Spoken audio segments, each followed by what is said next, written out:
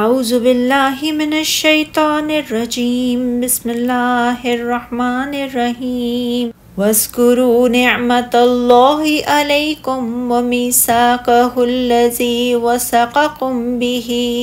اذ قلتم سمعنا واطعنا واتقوا اللہ ان اللہ علیم بذات الصدور یا ایہا الذین آمنوا کونوا قوامین للہ شہداء بالقسط ولا یجرمنکم شنآن قوم علی الا تعدلوا اعدلوا هو اقرب للتقوی واتقوا اللہ ان اللہ خبیر بما تعملون وعد اللہ الذین آمنوا وعملوا الصالحات لهم مغفرۃ واجر عظیم والذین کفروا وکذبوا بآیاتنا اولئک اصحاب الجحیم یا ایہا الذین آمنوا اذکروا نعمت اللہ علیکم اذ ہم قوم ان یبسطوا الیکم ایدیہم فکف ایدیہم عنکم واتقوا اللہ وعلی اللہ فلیتوکل المؤمنون۔ اور تم پر اللہ کی جو نعمت ہوئی اسے یاد رکھو، اور وہ عہد بھی یاد رکھو جو اس نے تم سے معاہدہ کیا جب تم نے کہا کہ ہم نے سنا اور اطاعت کی، اور اللہ سے ڈرو، بے شک اللہ سینوں کے راز خوب جانتا ہے۔ اے لوگو جو ایمان لائے ہو، تم اللہ کے لیے حق پر قائم رہنے والے اور انصاف کی گواہی دینے والے بنو، اور کسی قوم کی دشمنی تمہیں اس بات پر آمادہ نہ کرے کہ تم عدل نہ کرو۔ عدل کرو، یہی بات تقوی کے زیادہ قریب ہے، اور اللہ سے ڈرو، بے شک تم جو عمل کرتے ہو اللہ اس سے خوب آگاہ ہے۔ اللہ نے ان لوگوں سے وعدہ کیا جو ایمان لائے اور انہوں نے نیک عمل کیے، ان کے لیے بخشش اور بہت بڑا اجر ہے، اور جن لوگوں نے کفر کیا، ہماری آیتوں کو جھٹلایا، وہی لوگ دوزخی ہیں۔ اے لوگو جو ایمان لائے ہو، اللہ نے تم پر جو نعمت نازل کی ہے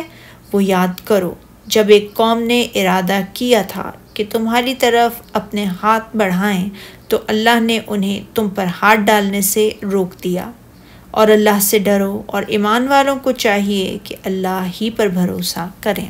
اللہ تعالیٰ اپنے مومن بندوں کو یہ یاد دلاتے ہوئے فرماتا ہے، اس نے انہیں ان نعمتوں سے نوازا ہے کہ انہیں یہ عظیم الشان دین عطا فرمایا، رسول کریم صلی اللہ علیہ وآلہ وسلم کو ان کی طرف مبعوث فرمایا، اور جو ان سے یہ عہد پیمان لیا کہ وہ آپ کی بیعت کریں گے، اتباع اور اطاعت بجا لائیں گے، تائید و حمایت کریں گے، اور آپ کے دین سے نہ صرف خود وابستہ ہو جائیں گے بلکہ اسے آگے دوسرے لوگوں تک بھی پہنچائیں گے۔ ان تمام نعمتوں کی یاد دہانی کراتے ہوئے اللہ تعالیٰ نے فرمایا ہے، اور اللہ نے جو تم پر احسان کیے ہیں ان کو یاد رکھو، اور اس عہد کو بھی جس کا تم سے وعدہ کیا تھا، یعنی جب تم نے کہا تھا ہم نے اللہ کا حکم سن لیا اور قبول کیا۔ یہی وہ بیعت ہوتی تھی جو مسلمان دائرہ اسلام میں داخل ہوتے وقت رسول اللہ صلی اللہ علیہ وآلہ وسلم کے دست مبارک پر کیا کرتے تھے، جیسا کہ حضرات صحابہ کرام رضی اللہ تعالیٰ عنہ بیان کرتے تھے۔ ہم نے رسول اللہ صلی اللہ علیہ وآلہ وسلم سے یہ بیعت کر رکھی تھی کہ ہم اپنی خوشی اور ناخوشی، تنگی اور آسانی میں بھی، اور خود پر دوسروں کو ترجیح دیے جانے کی صورت میں بھی بات سنیں گے اور اطاعت بجا لائیں گے، اور صاحب امر لوگوں سے ہم کوئی جھگڑا نہیں کریں گے۔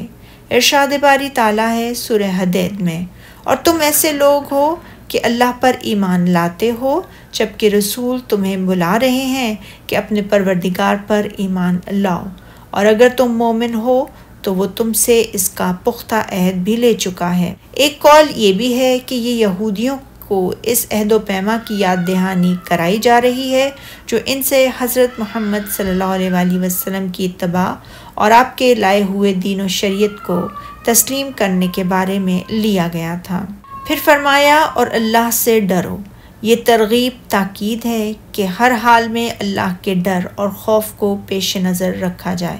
پھر اللہ سبحانہ و تعالیٰ نے اپنے بندوں کی توجہ اس طرف مبذول کروائی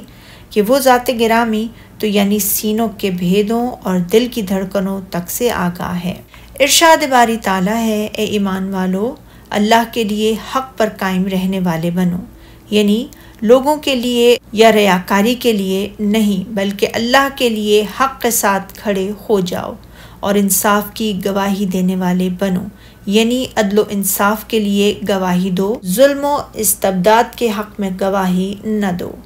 صحیحین میں حضرت نعمان بن بشیر رضی اللہ تعالیٰ عنہ سے روایت ہے، میرے والد نے مجھے بعض مال کا عطیہ دیا اور میری والدہ عمرہ بن روحہ نے کہا، میں تو اس وقت تک خوش نہ ہوں گی جب تک آپ رسول اللہ صلی اللہ علیہ وسلم کو اس پر گواہ نہ بنا لیں۔ میرے والد آپ صلی اللہ علیہ وآلہ وسلم کی خدمت میں اس مقصد کے لیے حاضر ہوئے تو آپ صلی اللہ علیہ وآلہ وسلم نے فرمایا،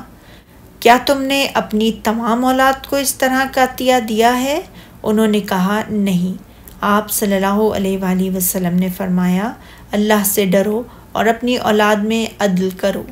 نعمان رضی اللہ تعالیٰ عنہ کہتے ہیں، میرے والد نے واپس آ کر اپنا صدقہ واپس لے لیا۔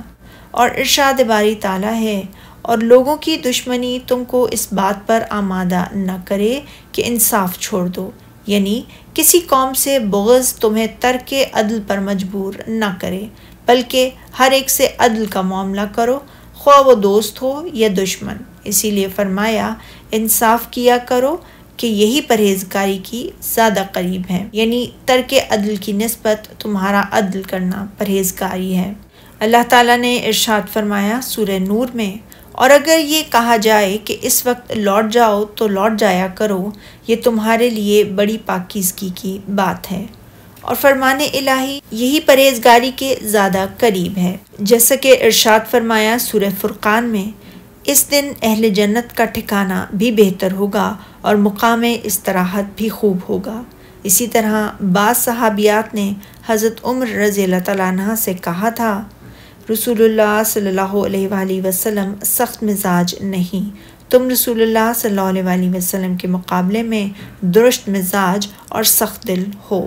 پھر اللہ تعالیٰ نے فرمایا ہے، اور اللہ سے ڈرتے رہو، بے شک اللہ تمہارے سب اعمال سے خبردار ہے،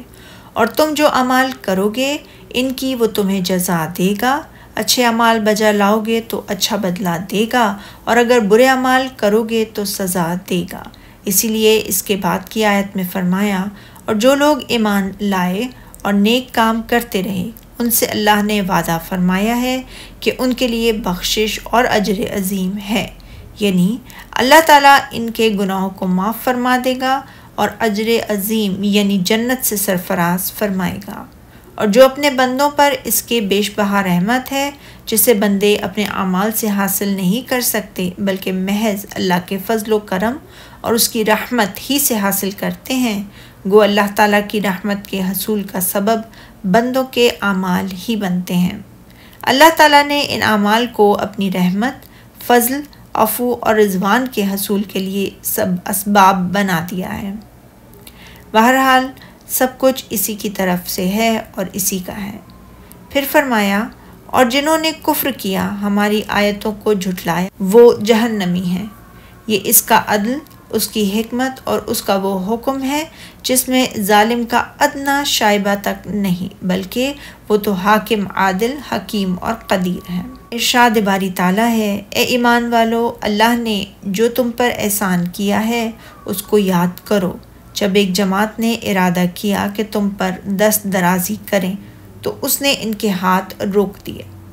حضرت جابر رضی اللہ تعالیٰ عنہ کی روایت بیان کیا کہ رسول اللہ صلی اللہ علیہ وآلہ وسلم ایک جگہ آرام فرمانے کے لیے اتر پڑے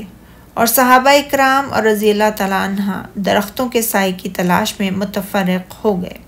نبی اکرم صلی اللہ علیہ وآلہ وسلم نے اپنے ہتھیار کو ایک درخت کے ساتھ لٹکا دیا۔ ایک اعرابی رسول اللہ صلی اللہ علیہ وآلہ وسلم کی تلوار کے پاس آیا، اس نے اسے پکڑ کر سونت لیا۔ نبی اکرم صلی اللہ علیہ وآلہ وسلم سے کہنے لگا، آج تجھ کو مجھ سے کون بچائے گا؟ آپ صلی اللہ علیہ وآلہ وسلم نے فرمایا اللہ عز و جل بچائے گا۔ اس عرابی نے یہ بات 2 یا 3 بار کہی کہ آج تجھ کو مجھ سے کون بچائے گا، اور نبی اکرم صلی اللہ علیہ وآلہ وسلم ہر بار جواب یہی فرماتے کہ مجھے اللہ بچائے گا۔ تو عرابی نے تلوار کو پھینک دیا۔ نبی اکرم صلی اللہ علیہ وآلہ وسلم نے صحابہ کو بلایا، انہیں اس عرابی کی یہ بات فرمائی جو اس وقت آپ کے پاس بیٹھا ہوا تھا۔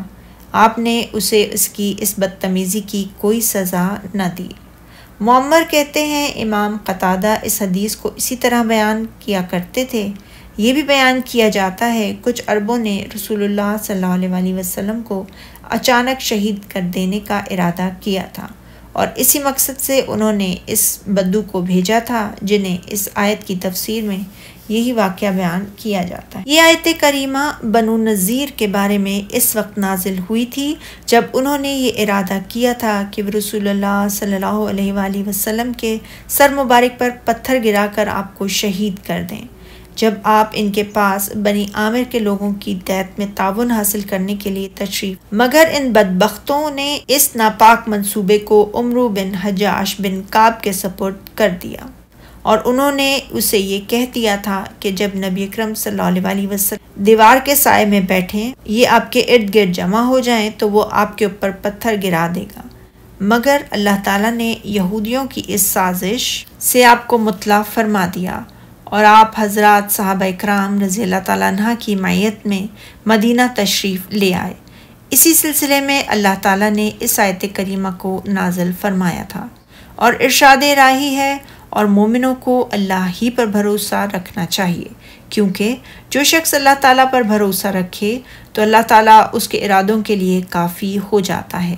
اور وہ اسے لوگوں کے شر سے محفوظ رکھتا ہے۔ پھر اس واقعے کے بعد رسول اللہ صلی اللہ علیہ وسلم کو یہ حکم دیا گیا کہ آپ یہودیوں کا محاصرہ کر لیں۔ آپ نے ان کا محاصرہ کیا، قلعوں سے باہر نکالا اور مدینہ منورہ سے انہیں جلا وطن کر دیا تھا۔ سبحانک اللہم و بحمدک، اشہد ان لا الہ الا انت، استغفرک و اتوب الیک۔